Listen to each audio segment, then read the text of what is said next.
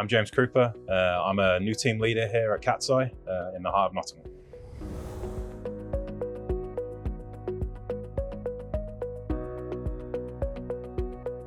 So here in the peptide group, we specialize in peptides, specifically more difficult peptides. So we're quite interested in cyclic peptide, bicyclic peptides, knotted peptides, various staple peptides, a whole different strategy that you can use for making all of these sequences. So CatSci started to get interested in the beyond rule of 5 space about 18 months ago, maybe 2 years ago.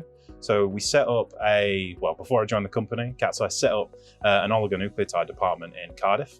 That did quite well. And so as a result of that doing well, the continuation into the beyond rule of 5 occurred. So we've now got the peptide team. So we're obviously beyond rule of 5 space as well. And then we've also got the beginnings of a BioSci lab, which will support it. So here at CatSci, we have the capability of doing standard discovery work in the peptide team. So that's low milligram, say up to 10 milligram, 20 milligram sort of scales. But with the instruments that we've got, we can also push into low grams and tens of grams. So we've got a Chorus 6, which allows us to do 6 peptides at the same time, and we can heat them all individually. So that's really good. It's very versatile. You can use a whole range of different coupling agents. We also have a Liberty Prime 2, which is the brand new system from CEM. I think it's been on the market for about 9 months. It's a microwave system, which is really quite useful because it means that you get really good heating profiles in your reactor. We also have the HC24 module on the Liberty system. This means that we can do 24 peptides at the same time, well, one after another. But it means that high throughput is there for us as well. So we can essentially press go on 30 peptides a day. Then, as you would expect in a standard peptide lab, we also have access to things like the Teledyne systems. So we can do purifications on normal phase, reverse phase.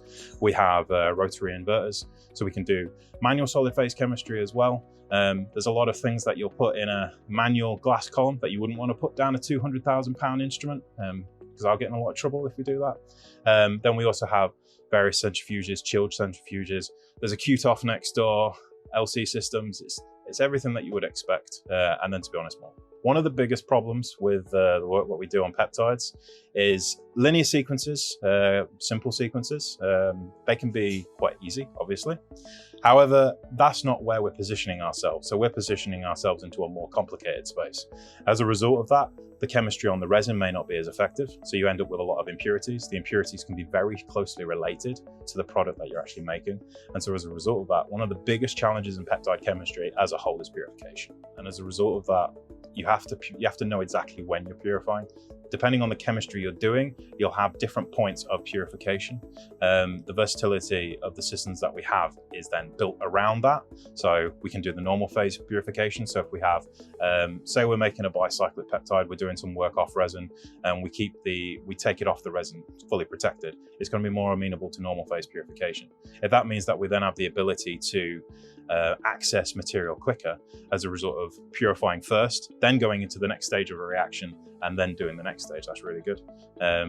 We have the ability to work with protected materials on resin, off resin, and we can just really tailor every solution that we do to exactly what we're working on. So everything is a bespoke strategy. So we do a lot of purification in the lab. So one of the important things on our synthesizers is that the materials going into them are a high quality. So typically, so on the machine, I would want something that is above 95% pure, so that we have no issues on the machine. And then I would want to know what the rest of the impurities are. So any unnatural amino acids that we synthesize ourselves, they get purified. In terms of materials that come off the machines, those will all either go through, depending on the chemistry we're doing, through a HPLC or a combi flash. With peptides, there are multiple rounds of purification, and it very much depends exactly on what we're doing. The ideal world, you do all of your chemistry and then you have a single purification point at the end. But that's not always the case, and so often we have to do multiple rounds of purification. And we're actually starting to look into SFC for peptides as well, so hopefully that will work nicely. So the reason we've been using Teledyne systems, I've actually been using them for years now. So one of the big advantages for us is it's rare, but whenever we have downtime, the engineers live fairly close by. And so as a result of that, we have engineers on site quite fast. We have Teledyne systems in our lab. Last year, CatSci acquired Reach. Reach have multiple different Teledyne systems in their lab as well. So we're quite in the Teledyne ecosphere. I've never had any issues with Teledyne. And so I've used multiple different types of purification system, and Teledyne is probably now the one that I've used the most. And so I don't really see a reason to change. And then going off the back of getting engineers on site as well, customer service is very good. I've actually got the phone number of the rep for the area, so it's quite useful. Hi, I'm Kelsie. I'm a scientist here at CatSci. We specialise in peptides, specifically more complex ones, linear, cyclized, knotted, anything. We'll give it a go. Obviously, with the rise of GLP-1 related compounds, there's a big push for peptides. So CatSci took advantage of some gaps in the UK market, and here we are. Peptides, they're obviously very large molecules, thousands of daltons, but often the side products you get are within tens of daltons. So often you can have impurities lying within your peak, as well as a load of UV silent byproducts that you need to get rid of. Often they're only purified at the end. However, it can depend on the type of peptide. Some steps require cleaner product going in, but usually at the end. Unlike small molecules, the purity requirements are often lower, can range from 65 to 85, and then if it's a good hit, it can be purified higher. So every peptide is different. It can be very polar, very non-polar, depending on the groups involved.